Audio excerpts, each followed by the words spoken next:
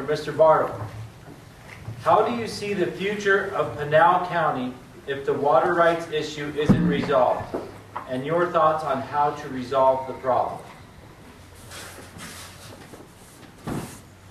Thank you. The issue will be resolved, not just for Pinal County, but Arizona. This obviously is a fundamental element of our growth and our future, and for future generations as well.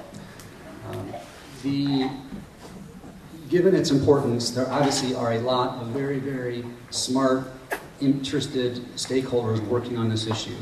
I know Supervisor Miller is chairing a committee to that effect. So my strategy would be to continue to engage in that process to make sure the stakeholders are involved in negotiating outside the legislature and bringing to us the ideas that's going to be a fix not only for Pinal County, Pima County, and all of Arizona.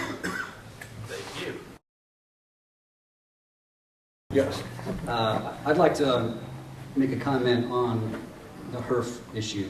And HERF is an acronym, Highway User Revenue Fund, and it's the taxes that we pay to ensure our roadways, highways, and bridges are safe.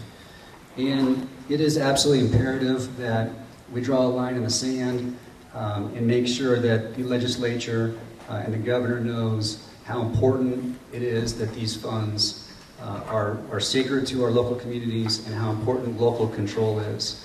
We have billions and billions of dollars in infrastructure invested in our roadways, and we need to make sure that we're protecting that investment. Transportation also is a very, very important element to economic development and ensuring the economic growth of our communities in our state and increasing opportunities for jobs and employment.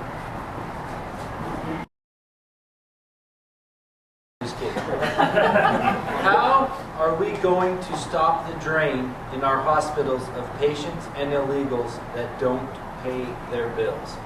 Another health drain. It's a great question, and in effect it's a tax, is it not? We're all paying for that.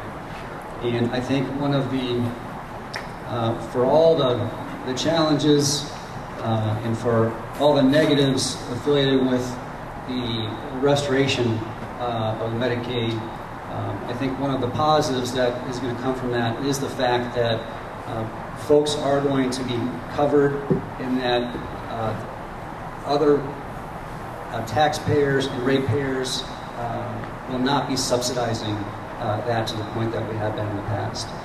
And our hospitals, in particular our rural hospitals, several of which in this area, in District 8, I think 3 of them have recently filed bankruptcy or are in that process. And it's because of the millions and millions and millions of dollars of uncompensated care that they're forced to incur. So it is a major issue, and I think we're getting closer and closer to addressing it.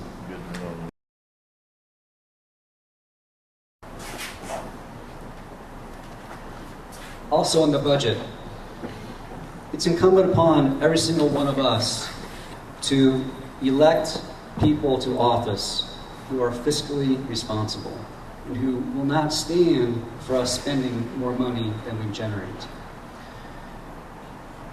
Everybody's going to have a pet project. Everybody has worthy causes. As revenues increase, it's chum in the water. And we have to have folks who have the discipline, have the ability to make difficult decisions, and be able to say no. The economy, we have to have folks who treat a tax dollar like our own dollar. And the best way to have this not be an issue is to continue to focus on those things that are going to grow our economy and increase the state's revenues and decrease the tax burden on Arizonans.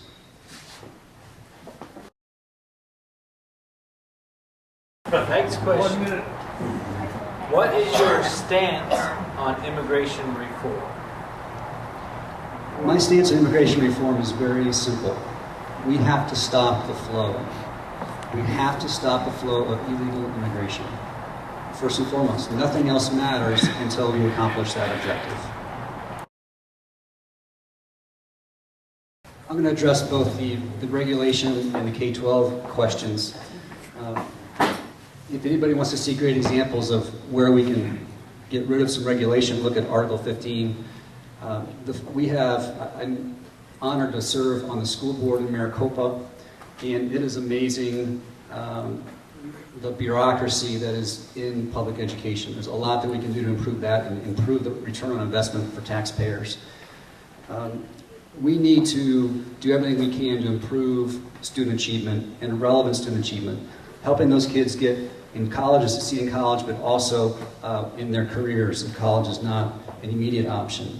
We need to encourage an entrepreneurial culture in education, and we need to get more funding, more money to good teachers and into classrooms. Ultimately, that is the driver of our kids' education. We need to reward the best teachers, and we need to create a culture that attracts new professionals to the profession.